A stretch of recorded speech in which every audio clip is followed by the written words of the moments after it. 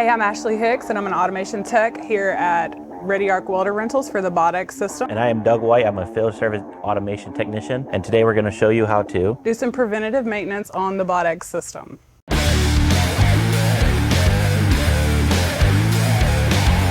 We are going to show you how to install a new liner on your BotX torch. You'll need a liner and a pair of welpers. To start, you take off the nozzle, the contact tip, and the diffuser.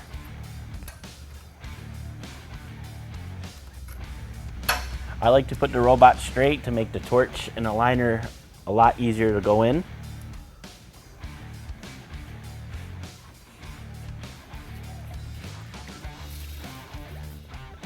Straighten out the liner and then come in the front.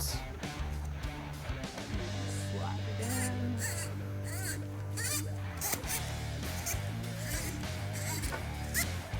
You want to make sure it locks in real good.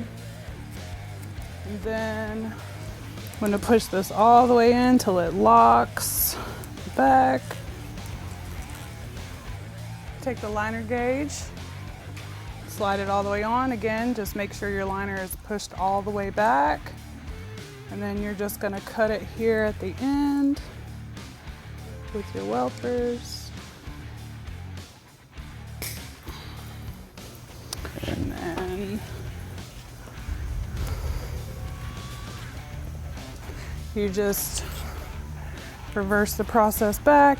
So you're going to take your new diffuser, slide it on, screw it in.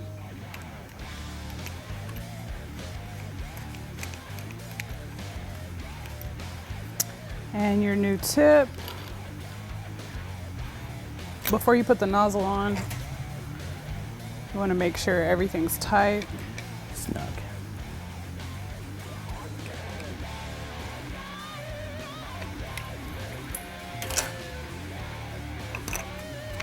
And that's how you change the liner.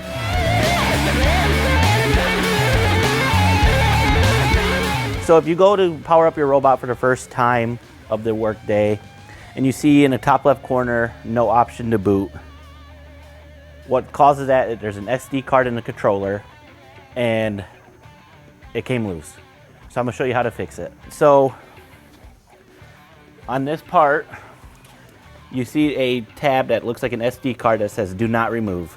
And obviously I'm looking at it and it's loose. So here's what we're gonna do. We're gonna push it in until you hear a click. So now, once it's clicked in, you're gonna wanna restart your robot. You just do this by holding the green button, the green power button, until it goes fully off. We're gonna power it back up. Now that your SD card is back in place, your universal robot is back up and running.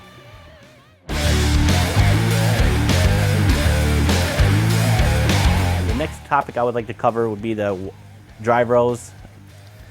They can end up getting dirty, causing feeding issues of the wire. So what I would like to do is twist these off and just take one apart and investigate it. Make sure there's no grooves that are causing issues. Make sure it's not dirty. So I would like to just check them all, a little quick glance.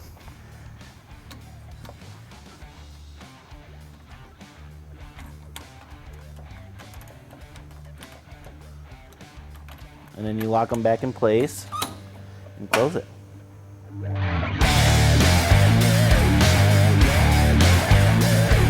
Okay, you're gonna wanna make sure all your connections are tight. You don't want no issues of it not working. So we're gonna just make sure the button box is tight, the internet is connected, and you're gonna make sure there's no cuts in the cords.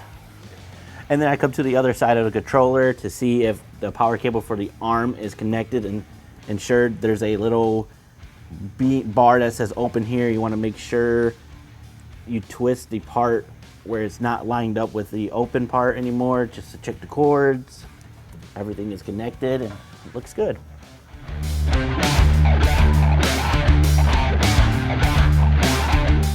Okay, so whenever you receive a controller out in the field, if something were to go wrong with the controller that you had and you had to mount another controller, I just want to stress the importance of isolating the controller from the frame. We use these isolators here, and there's a particular way that we have to put them on so that no metal touches metal. We don't want the controller to ground out if there's any current feedback.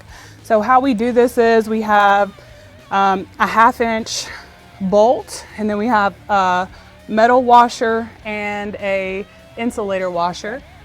You have the bolt, you put it on like this, then you put the insulating washer on. You also want to take another insulating washer and you're going to slide it right here between the controller and the frame.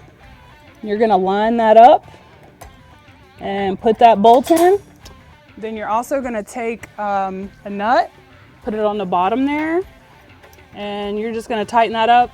And the size that we use to tighten these up is a 19 millimeter or 3/4 inch wrench, and that's all you have to do.